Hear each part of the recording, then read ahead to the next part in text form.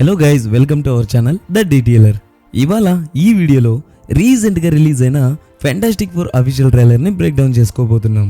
ఈ ట్రైలర్ చూస్తుంటే తెలుస్తుంది మూవీ కలర్ గ్రేడింగ్ అండ్ వాళ్ళ కాస్ట్యూమ్స్ ఇంకా సరౌండింగ్ సెట్స్ కూడా రెట్రో బ్లూ షేడింగ్లో ప్లాన్ చేసుకున్నారని. ఈ మూవీని ఓల్డ్ మూవీతో కంపేర్ చేసినప్పుడు డిఫరెన్స్ తెలుస్తుంది. అండ్ ఓల్డ్ మూవీలో స్టోరీ బాగున్నప్పటికీ అంత యాక్యురేట్గా అనిపించకపోవడంతో ఆ మూవీ ఆడియన్స్ని అంత మెప్పించలేకపోయాయి. దానికి మెయిన్ రీజన్ విలన్ మీద ఆ మూవీస్ సరిగ్గా ఫోకస్ చేయలేదు అని నాకు అనిపిస్తుంది. రెండు మూవీస్లోనూ డాక్టర్ డూమ్ విలన్ అయినప్పటికీ ఒక మూవీలో డాక్టర్ డూమ్ ఒరిజిన్ స్టోరీకి అస్సలు సంబంధం ఉండదు. ఇంకో మూవీలో డాక్టర్ డూమ్ ఒరిజిన్ స్టోరీకి కొంచెం సిమిలర్గా ఉన్నప్పటికీ సేమ్ స్టోరీతో మళ్ళీ మూవీని రిపీట్ చేయడంతో అసలు దాన్ని ఎవరూ పట్టించుకోలేదు. ఈ రెండు మిస్టేక్స్ని మార్వెల్ మైండ్లో పెట్టుకుని ఈ ఫ్యాంటాస్టిక్ ఫోర్ మూవీని ప్లాన్ చేశారనిపిస్తుంది.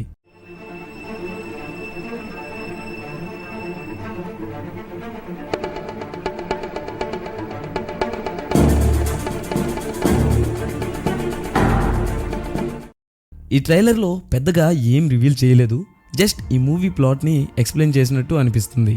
బట్ మార్వెల్ అంత తెలివి తక్కువగా ఏం ప్లాన్ చేయదు. ఆల్రెడీ తెలిసిన స్టోరీని మళ్ళీ తిప్పి చూపించదు.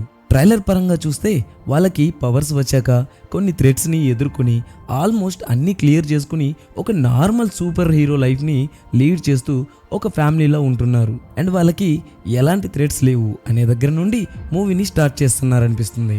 అండ్ వాళ్ళకి పవర్స్ ఎలా వచ్చాయి ఏంటి అని డైరెక్ట్గా చూపించకుండా ఒక ఫ్లాష్ బ్యాక్లో చూపించబోతున్నారు.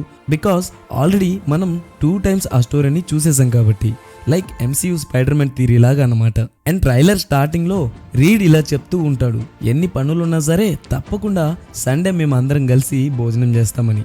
సో అర్థమవుతుంది రీడ్ ఫ్యామిలీకి ఎంత ఇంపార్టెన్స్ ఇస్తున్నాడు అని. And next fantastic four building ని చూపించారు. దీన్ని బ్యాక్ స్టార్ బిల్డింగ్ అని వాళ్ళు మెన్షన్ చేశారు.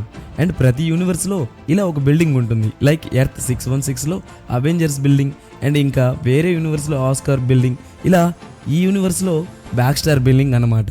ఈ యూనివర్స్ లో అవెంజర్స్, ఎక్స్మెన్స్ లాంటి వాళ్ళు ఎవరు లేరు, ఓన్లీ ఫ్యాంటాస్టిక్ ఫోర్ టీం మాత్రమే ఉంటారు. అండ్ నెక్స్ట్ ఒక రోబోట్ ని చూపించారు. అండ్ ఆ రోబోట్ మాట్లాడుతున్నట్టు ఏం చూపించలేదు, మేబీ మూవీలో చూపిస్తారేమో. అండ్ ఈ రోబో ఆ స్టోరీ టైం లైన్కి అడ్వాన్స్డ్ రోబో అని చెప్పొచ్చు.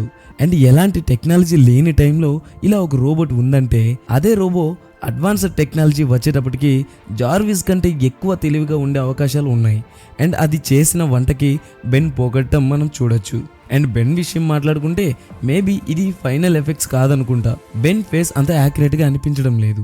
దీని మీద CGI వర్క్స్ ఇంకా పెండింగ్ ఉన్నాయేమో అనుకుంటున్నా.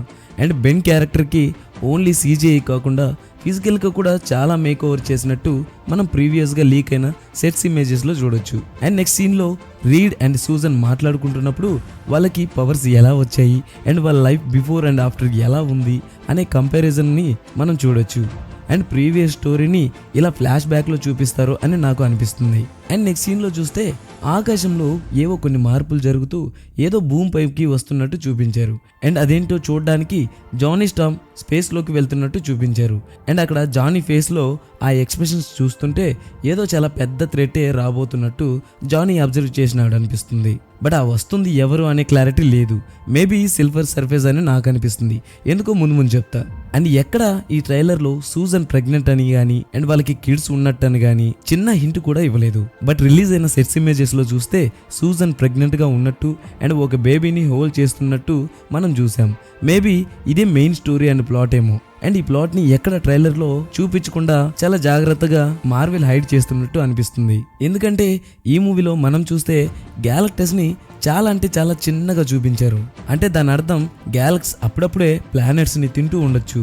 అండ్ మనకు తెలుసు గ్యాలక్టస్ ఇలా ప్లానెట్స్ ని తింటూ పవర్స్ ని గెయిన్ చేసుకుని మరింత బిగ్ అవుతాడని. అండ్ అలా గ్యాలక్టస్ సిల్వర్ సర్ఫేస్ ని వాళ్ళకి దగ్గరలో ఉన్న ప్లానెట్స్ ని కనుక్కోవడానికి అసిస్టెంట్ గా పెట్టుకుంటుంటాడు. అయితే ఈ సైజులో ఉన్న గ్యాలక్టస్ ఇలా ప్లానెట్స్ ని తినడానికి పాసిబుల్ అవ్వదు. అదే టైంలో సిల్వర్ సర్ఫేస్ అన్ని ప్లానెట్స్ ని వెతుక్కుంటూ ఈ ఎర్త్ మీదకి వచ్చి ఉండొచ్చు. మేబీ ఇందాక చూసిన ఈ సీన్ ఇదే అయి ఉండొచ్చు. అండ్ కామిక్స్ పరంగా మాట్లాడుకుంటే రీడ్ అండ్ సూజన్కి పుట్టబోయే కిడ్స్ వెలేరియా అండ్ ఫ్రాంక్లిన్ వీళ్ళిద్దరూ కూడా మోస్ట్ పవర్ఫుల్ మ్యూటెంట్స్ అనే విషయం అందరికీ తెలుసు. అండ్ ఫ్రాంక్లిన్కి ఉన్న పవర్స్ ఏంటంటే రియాలిటీని క్రియేట్ చేయగలడు ఆర్ డెస్ట్రాయ్ చేయగలడు. అండ్ మ్యానిపులేట్ చేయగలడు. ఈ రియాలిటీతో ఒక ప్లానెట్ని క్రియేట్ చేయగలడు. అండ్ ఈ విషయాన్ని గ్యాలక్టస్ సిల్వర్ సర్ఫేస్ ద్వారా తెలుసుకుని ఈ ప్లానెట్ మీదకి వచ్చి ఉండొచ్చు ఫ్రాంక్లిన్ కోసం. అండ్ ఆల్రెడీ రీడ్ ఫ్యామిలీకి ఇస్తున్న ప్రిఫరెన్స్ మనం ట్రైలర్లో స్టార్టింగ్లోనే చూసేసాం. సో అలా ఫ్రాంక్లిన్ కోసం వచ్చిన గ్యాలక్టస్ ని వీళ్ళంతా కలిసి ఎదుర్కొంటూ ఉండి ఉండొచ్చు. అండ్ ఫైనల్ గా గ్యాలక్టస్ ఈ ప్లానెట్ ని వదిలేసి వెళ్ళిపోయి ఉండొచ్చు. అలా వెళ్లే టైంలోనే మల్టీవర్స్ అనే కాన్సెప్ట్ రివీల్ అవుతుందేమో అనిపిస్తుంది. ఎందుకంటే ఆల్రెడీ రీడ్ ఈ మల్టీవర్స్ అనే కాన్సెప్ట్ మీద రీసెర్చ్ చేస్తున్నట్టు మనం గమనించవచ్చు. అండ్ ఈ ఫెంటాస్టిక్ 4 మెంబర్స్ అంతా MCU ఎర్త్ 616కి ఎలా వస్తారనేది మూవీలో చూడాలి. అండ్ ఈ మూవీలో ఫెంటాస్టిక్ 4కి మెయిన్ విలన్ అయిన డాక్టర్ డూమ్ గురించి చిన్న గ్లిమ్స్ అయినా ఇచ్చే అవకాశాలు ఉన్నాయి. మేబీ పోస్ట్ క్రెడిట్ సీన్లో ఇస్తారనిపిస్తుంది. అండ్ చూద్దాం మూవీ ఎలా ఉండబోతుందో. నాకు అనిపించిన థీరీ నేను ఎక్స్ప్లెయిన్ చేశా. ఇన్ కేస్ ఏదైనా రాంగ్గా ఆర్ మిస్టేక్ అనిపిస్తే లేదా నేను ఎక్స్ప్లెయిన్ చేయలేని ఏదైనా డీటెయిల్ మీరు నోటీస్ చేస్తుంటే కామెంట్లో ఎక్స్ప్లెయిన్ చేయండి. రిమైనింగ్ వాళ్ళకి కూడా అర్థమయ్యే ఛాన్సెస్ ఉన్నాయి. అండ్ ఈ ఎక్స్ప్లెనేషన్ మీకు నచ్చింది అనిపిస్తుంది. Thank you guys. And next ఇంకో వీడియోతో మళ్ళీ కలుద్దాం. సైనింగ్ ఆఫ్, సెలవు.